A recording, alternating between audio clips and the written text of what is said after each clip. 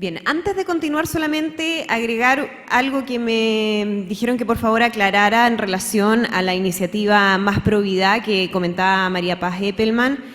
Arauco también es parte de esa iniciativa, no lo mencionamos durante la conversación anterior, así que es importante ahí dejarlo en claro. Y ahora sí, seguimos con el programa, con el desarrollo de esta jornada, y nuestro próximo invitado es un destacado sociólogo, experto en comunicación estratégica, presidente ejecutivo de Tirón y Asociados. Es columnista, autor y editor de más de 30 libros sobre su última obra titulada Apología de la Intuición. Nos va a hablar hoy justamente. Invitamos al escenario a Eugenio Tironi.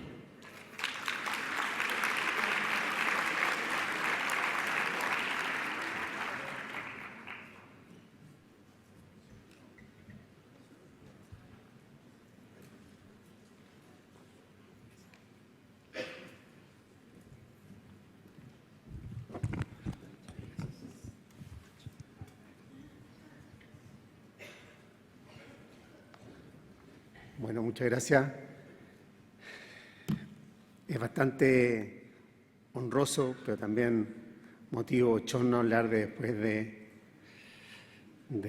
Humberto Maturana. Por lo tanto, lo que yo voy a hablar es bastante más pedestre, desde luego, y lo he bautizado como los viejos y los nuevos tiempos. No sé si serán viejos o si serán nuevos, pero es una manera de ordenar las cosas. ¿A qué me refiero con los viejos tiempos? Me refiero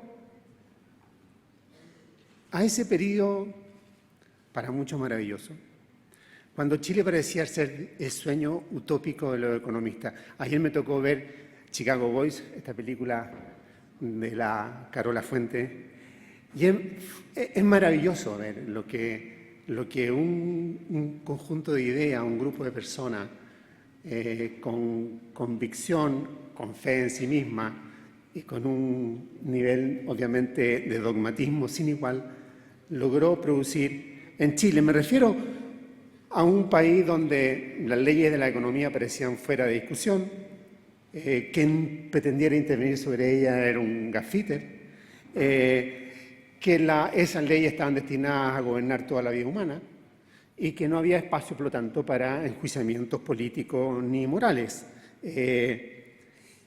Cuando el crecimiento económico era un fin superior a la democracia. Hay una frase maravillosa de Jaime Guzmán, cuando decía, la democracia solo funciona en los países que han alcanzado un grado significativo y generalizado de bienestar y progreso material.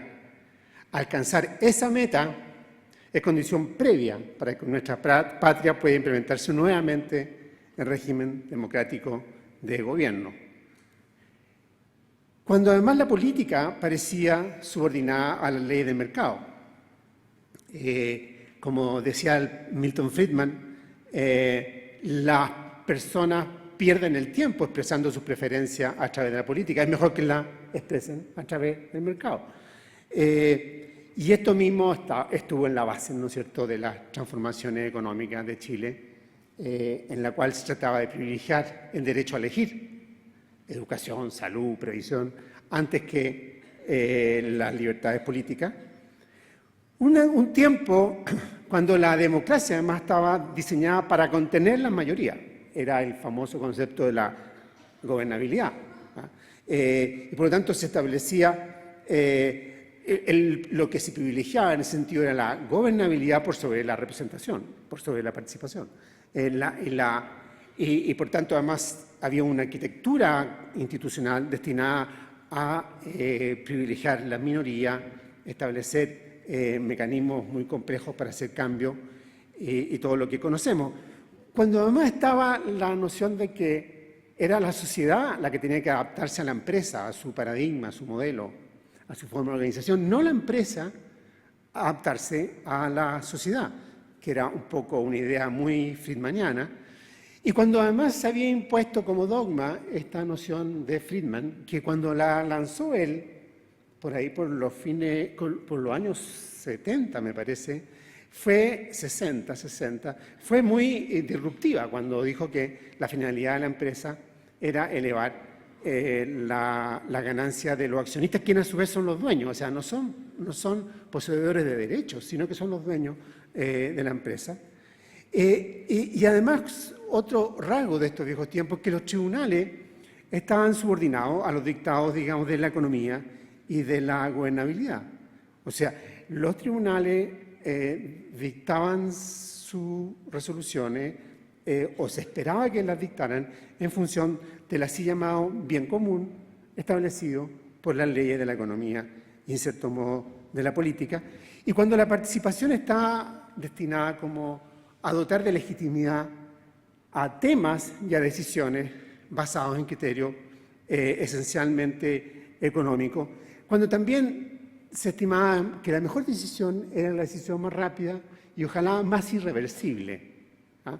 En el entendido además que siempre si la decisión era correcta tendría resultado beneficioso, lo que terminaría por ser comprendido por aquellos que la resistían. Bueno, estos viejos tiempos fueron desbordados, fueron cuestionados,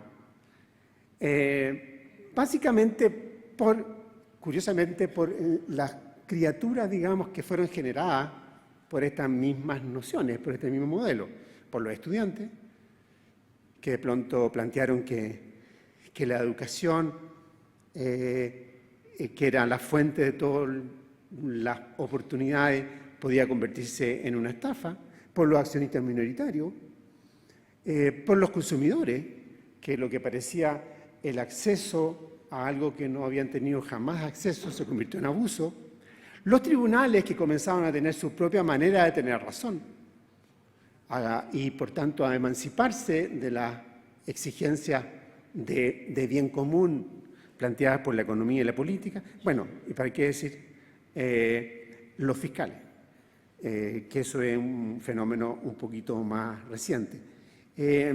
Todo esto, digamos, en cierto modo ha provocado, y todos lo recordamos, un trastorno importante en toda la clase dirigente que ha tenido que enfrentarse a lo que llamaremos, para simplificar, estos nuevos tiempos.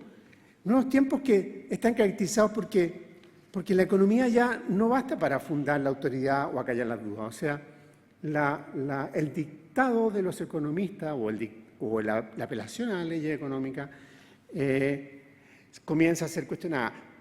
Y en esto no hay ninguna duda que la palabra clásica de la Iglesia Católica, como la de Benedicto, diciendo que la pretensión de la economía de emanciparse de cualquier injerencia moral es una de las principales fuentes de miseria y de destrucción, y esto lo ratifica Francisco en su encíclica más reciente. O sea, hay un cuestionamiento a la idea del imperialismo económico y surgen a la mesa las nociones de desigualdad, y esto no es una idea de la izquierda, quiero decir. Las desigualdades que vivimos en Chile son excesivas y yo siento que son inmorales, decía el presidente Piñera, un cuestionamiento al modelo que a partir del 2010 más o menos comienza a perder adhesión, emerge la idea de las reformas y surge el tema de la corrupción. Salen además fuerzas que plantean que reivindican a la política como una fuerza orientada a gobernar la economía y a no dejarse de gobernar por ella. La democracia se plantea como un organismo destinado a representarnos, a contener a la mayoría, y en ese sentido viene toda la discusión y la aprobación, por ejemplo, del fin del sistema binominal, y que la empresa tiene que adaptarse a la sociedad y tiene que responder a su cultura, a su historia, no al revés. Y viene todo esto que nos tiene hoy día reunidos sobre el desarrollo sostenible. Y cuando la empresa también vuelve un poco a conversarse sobre su sentido original, que también uno puede remitirse a la doctrina de la Iglesia Católica, o sea, una comunidad interna al servicio de la sociedad entera, no simplemente de su accionista, cuando, como decía antes, los tribunales comienzan a tener su propia manera de tener razón. lo que produce, hay que decir, bastante digamos, desconcierto. Como dice el Mercurio, ahora acaba de preguntarse si no se están excediendo los límites del control judicial. Eso lo decía a raíz de la resolución de la Corte de Apelaciones sobre Huasco.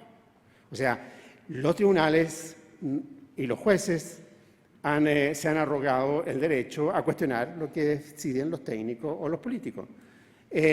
La participación no es simplemente para legitimar una decisión previa, sino para construir un porvenir común o en una perspectiva de colaboración, como decía recién Humberto.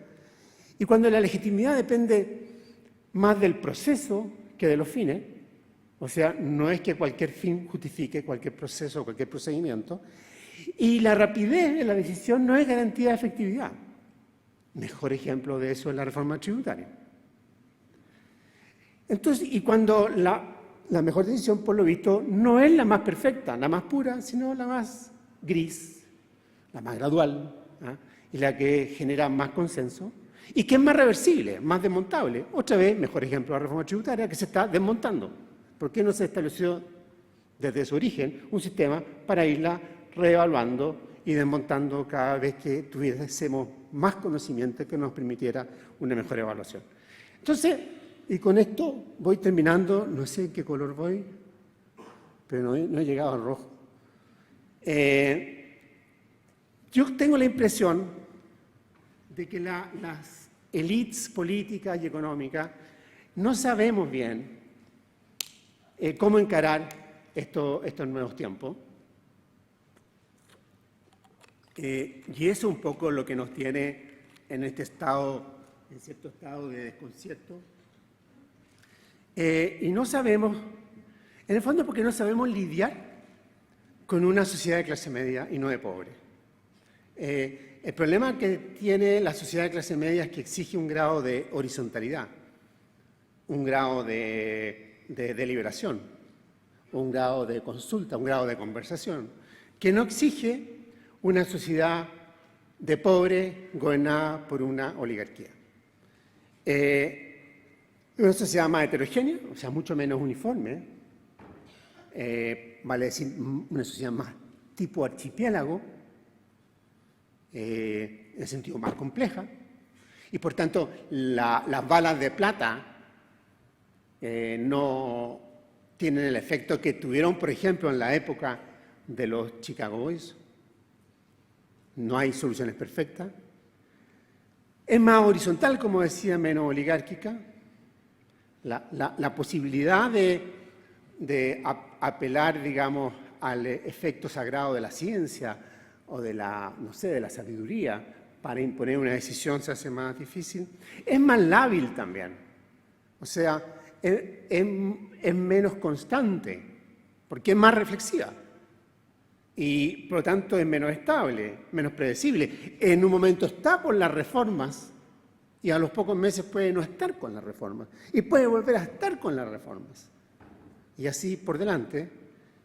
E incluso es una sociedad tan lábil que súbitamente se vuelve contra los nuevos tiempos. Y no sería raro que estemos en este momento precisamente en ese minuto. Muchas gracias.